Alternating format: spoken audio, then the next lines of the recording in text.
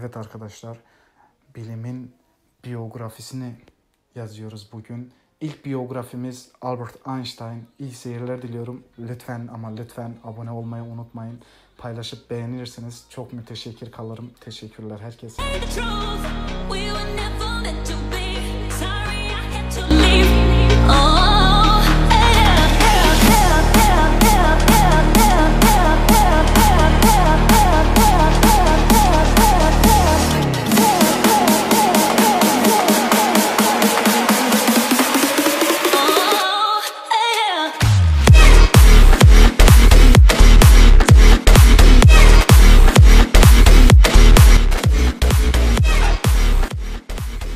Albert Einstein 14 Mart 1879 yılında Almanya'da Württemberg'de doğdu. 1880 yılının Haziran ayında ailesi Münih'e taşındı. Babası Hermann ve abisi Jakob burada Einstein C adında bir elektrik mühendisliği ile ilgili bir şirket kurdular. Einstein konuşmaya geç başlaması dışında normal bir çocukluk geçirdi. 1884 yılında eğitimi için özel dersler ve 1885 yılında da keman dersleri aldı. Aynı yıl Yahudi olduğu halde Münih'teki Katolik okulunda eğitimine başladı. Einstein okula başladıktan sonra okuldaki sıkı disiplinden ve ezberci anlayıştan rahatsız olmaya başlamıştı. Ama okul ile olan hoşnutsuzluğuna rağmen yüksek notlar alıyordu. Birinci sınıfı atlamıştı ve çoğu dönemde sınıfında birinci olmuştu. 1888'de yine bu şehirdeki Luitpold Gimnazyumuna geçerek eğitimine devam etti. Eğitim hayatından hoşlanmıyordu. 1894 yılında ailesinin iflası sonucu İtalya'ya yerleştiler. Bugün adı ETH Zürih olan Swiss Federal Enstitüsü'ne gitmek için başvurdu. Ancak giriş sınavında başarısız olduğu için İsviçre'de Aura'da eğitimine devam etti. Babasının isteği gibi elektrik mühendisi olamayacağını anladı. 2 yıl sonra 1896'da Swiss Federal Enstitüsü'ne matematik ve fizik öğretmeni olmak için gitti. Maxwell'in elektromanyetik teorisi üzerinde çalıştı. Bu okulda tek kadın öğrenci olan Mileva Maric ile tanıştı. Evlenmek için ailesiyle tanıştırdı. Ancak Mileva'nın yaşının büyük olması ve Yahudi olmamasından dolayı annesi evliliğe karşı geldi. Albert Einstein hayatı boyunca birçok bilimsel araştırma ile dünyaya birçok katkıda bulunmuştur.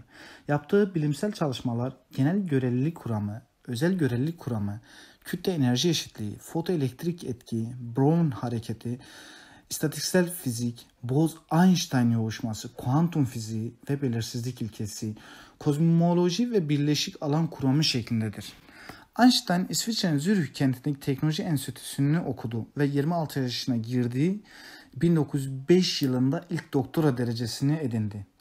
Einstein aynı yıl çağrı açan 4 bilim makalesinin de yayınlandı. Kendisine doktora derecesini kazandıran ilk makale ve diğer 4 makaledeki konseptler evreni anlamadaki bakışı değiştirdi. Makalenin başlıkları ve içerikleri şunlardı: Brown hareketi, süspansiyondaki mikroskobi parçacıkların zikzak hareketlerini inceler.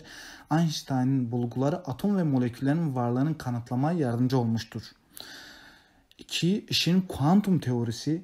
Einstein ışığın kuanta ve foton adı verilen farklı enerji türlerinin oluştuğunu önermişti.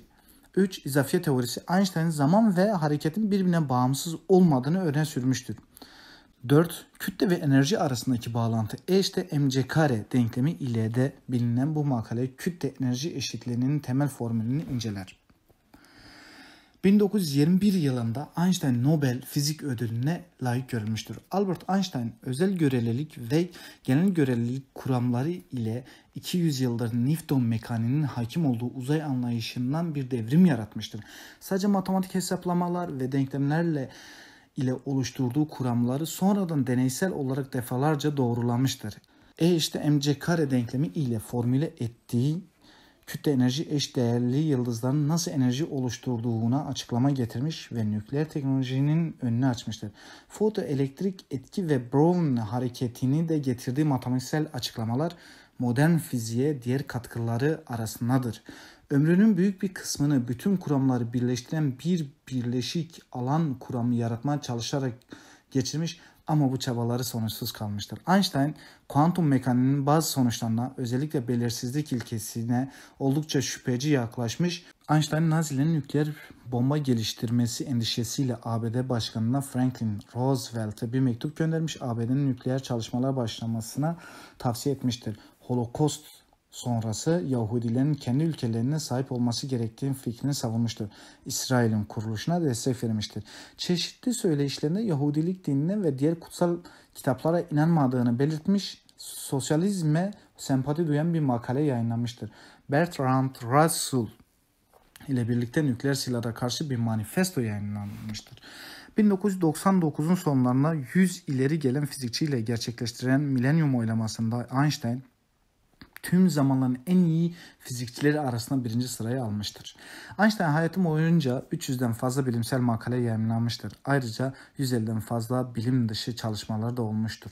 Başarıları ve eserleri nedeniyle Einstein sözcüğü dahi ile eş anlamlı olarak kullanılmaya başlamıştır. Atalarımızın dediği gibi kaçan balık büyük olur.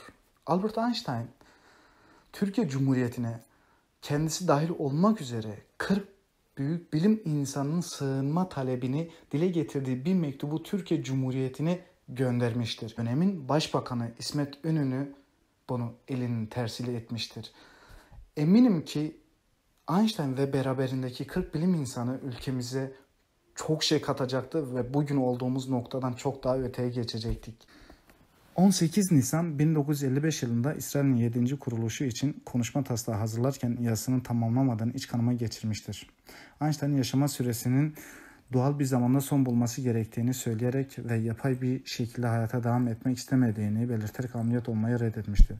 Princeton Hastanesi'nde aynı gece yaşamını yitirmiştir. O gece hastanede nöbetçi olan patoloji uzmanı Thomas Harvey, Einstein'ın ölüm nedenini belirlemesi için beynini çıkarmıştır ve ailesi bedeninin yakılmasını istediği için hazırlamıştır. Bu işlemden sonra Harvey, Einstein'ın beynini sefer tasına koyarak evine götürmüştür.